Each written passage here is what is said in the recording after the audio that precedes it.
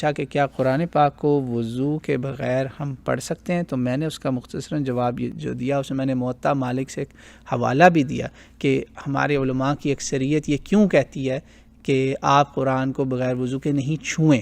چھونا جو ہے نا اس پر جو ہے نا میجورٹی کہتی ہے چھو لیا آپ نے تو وہ وضو میں ہونا چاہیے. ڈونٹ ٹچ اٹ وداؤٹ وضو. ہاں ایک اوپینین یہ بھی ہے کہ نہیں وضو کی ہونا فرض نہیں ہے، واجب نہیں ہے، سنت ہے. ہمارے پاس ایک دلیل ہے، سعد بن ابی وقاص رضی اللہ تعالیٰ عنہ نے اپنے شاگرد تھے یا اپنے بیٹے کو، موطا مالک سے حدیث ہے، بک آف پیوریفیکیشن کے اندر ہے، انہوں نے اس کا جب وضو ٹوٹا اس کو کہا وضو کر کے آؤ پھر قرآن کو ہاتھ لگاؤ.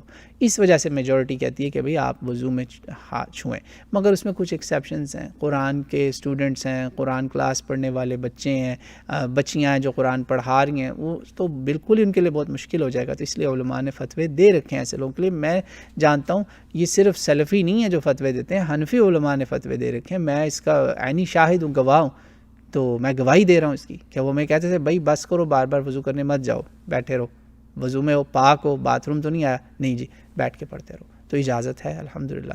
تو جہاں تک زبانی پڑھنے کی بات ہے یا سیل فون پکڑ کے پڑھنے کی بات ہے، کوئی ریسٹرکشن نہیں ہے وضو کی.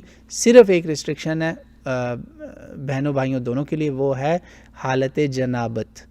حالت جنابت جو تعلقات میاں بیوی کے وہ یا احتلام، ان حالات میں زبانی ہو یا چوکے ہو نہیں پڑھنا، قطعاً حرام ہے بالکل، مرد عورت دونوں کے لیے. باقی حیض کا جو مسئلہ ہے بہنوں کا، اس میں پہلے کئی بار بتا چکا ہوں کہ حیض کی حالت میں امام مالک رحمہ اللہ کی رائے ہے اور دیگر بہت سارے سلف کی، ہمارے اسلاف کی، کہ حیض کی حالت میں خاتون زبانی قرآن پڑھ سکتی ہے، پڑھا بھی سکتی ہے، اجازت ہے. یہ ہے معاملہ. صرف مسجد میں جانے کے اوپر اکثریت کا ہے، جمہور سب کہتے ہیں کہ مسجد میں نہ جائیں حالت حیض کے اندر. اسکول اس لیے علیحدہ ہوتا ہے، اس کا حساب کتاب ہو رہا ہے. تو I hope that answers your question انشاءاللہ.